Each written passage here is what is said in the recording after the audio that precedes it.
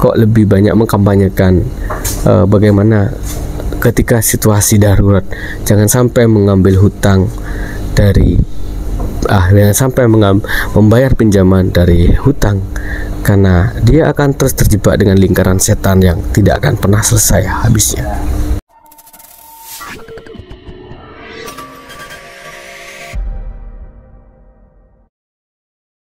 Assalamualaikum warahmatullahi wabarakatuh. Selamat pagi dan salam sejahtera untuk kita semua. Terima kasih yang sudah berlangganan di channel Ilmu Official. Dan tentu salam saya, tetap semangat, kerjakan doamu dan doakan kerjamu. Baik, hari ini hari Selasa dan saya akan membahas tentang mengapa perempuan jauh lebih banyak menjadi korban pinjol daripada laki-laki. Dan juga mengapa kok perempuan yang memilih pinjol sebagai keputusan akhirnya untuk dia mencari uang. Mengapa tidak pinjam selain pinjol atau bank konvensional atau tetangga? Mungkin ini pertanyaan sepele, tetapi sudah dibahas berdasarkan jurnal di UGM dan juga beberapa sumber yang terpercaya yang sudah saya baca. Dan tentu juga akan saya komparasikan dengan fakta kasus di mana memang banyak sekali di desa-desa, bahkan di pelosok itu ibu-ibu dan juga wanita-wanita yang masih baru berumah tangga kemudian menjadi korban pinjol. Baik, memang sejak pandemi 2019 kebutuhan itu meningkat dan tingkat pendapatan kerja seorang suami itu menurun. Bahkan juga dilatar belakangi oleh besarnya PHK, di mana ketika ada fenomena seperti itu, kemudian perusahaan fintech atau financial teknologi itu kemudian mengucurkan dana sebanyak-banyaknya, membuat aplikasi sebagus mungkin sebagaimana fungsinya aplikasi itu, bagaimana caranya memanfaatkan situasi itu, dan kemudian menyasar wanita-wanita, ibu-ibu untuk melakukan tindakan pinjaman. Kita tahu bahwa mungkin ada 3 alasan yang diberikan oleh salah satu dosen UGM Universitas Gadjah Mada, bahwa wanita ini cenderung karena yang pertama, dia itu menganggap dirinya sebagai orang yang banyak kebutuhan. Misalnya kebutuhan untuk menanggung beban biaya sekolah anak, arisan, kemudian juga kebutuhan rumah tangga tentunya ya. Di saat kemudian laki-laki tidak mampu memenuhi pada sektor itu, kemudian wanita cenderung untuk memilih hutang sebagai alternatif. Jadi wanita jauh lebih cepat mengambil keputusan untuk utang daripada laki-laki. Artinya untuk ngempet itu agak susah seperti itu ya. Selain itu juga faktornya adalah beberapa perusahaan itu memang sedang gencar-gencarnya untuk membangun budaya konsumtif. Misalnya saya sebut saja Shopee ataupun Lazada ataupun TikTok.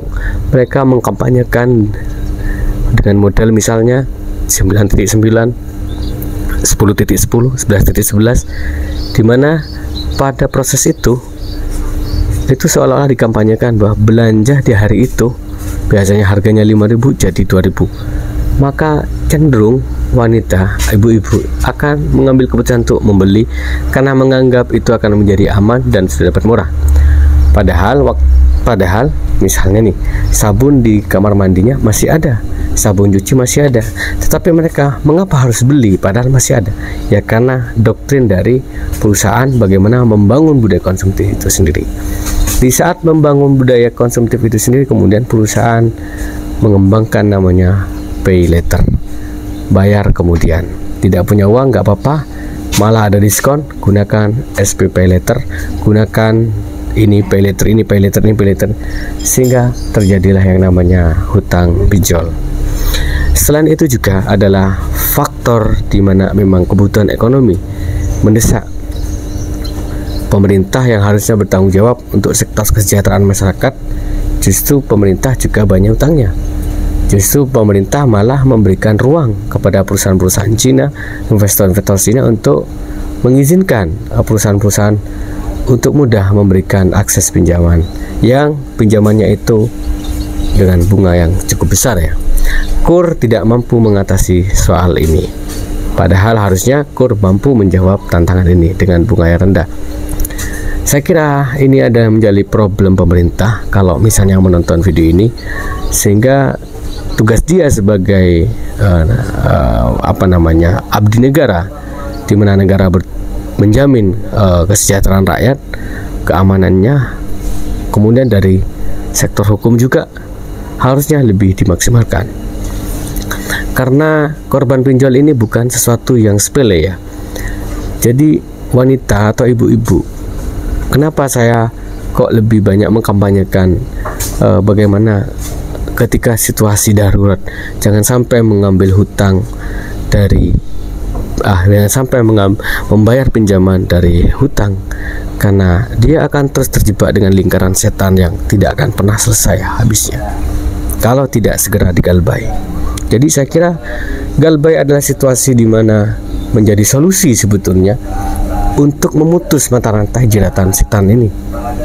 Karena harusnya menurut saya otoritas jasa keuangan harus jauh lebih keras lagi aturannya supaya tidak mudah untuk membuat usaha pinjol.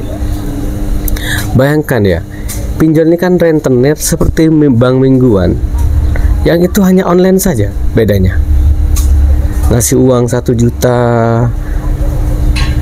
kemudian cair 800.000, potongan admin 20% misalnya. Setelah itu mengembalikannya hampir 1.250.000. Tapi kalau udah semakin lama rentannya, itu bukan hanya 1 juta, bisa sampai berjuta-juta seperti itu. Dan kalau tidak bayar, kemudian ada sistem yang mengatur bagaimana denda terus berjalan, bunga terus berjalan, sehingga ada kasus di mana dia hanya berhutang kurang lebih hanya 8 juta, dia harus mengembalikannya hampir 18 juta. Apakah itu akan dibiarkan untuk dibayar? Dia pinjam 8 juta harus bayar 18 juta. Tentu orang yang berpiwas gak mungkin bayar. Nah, bagaimana solusinya seperti ini? Apakah tetap ngotot seorang pengusaha pinjol, kemudian dia hanya mengeluarkan uang pinjaman 5 juta, kemudian ada orang yang gagal bayar lama sekali harus bayar misalnya 50 juta? Apakah setega itu? Bagaimana pemerintah hadir dalam konteks seperti ini? Bagaimana pengaturan denda? Apa fungsi denda? Apa fungsi bunga sebetulnya? Nah, saya kira ini menjadi problem yang harus dibahas, yang harus diulas lagi oleh otoritas jasa keuangan. Jangan sampai ada korban, korban bunuh diri misalnya, korban begitu, macam-macam penceraian, korban segala macam. Ditambah lagi banyak sekali pinjol ilegal yang melirik wanita juga sebagai korban dari pinjaman online ilegal. Saya kemarin dikontak oleh salah satu penikmat channel official. Dia mengatakan bahwa foto selfie-nya disebar ke teman-teman SMA. Tentu dia akan menjadi malu. Tetapi menurut saya harusnya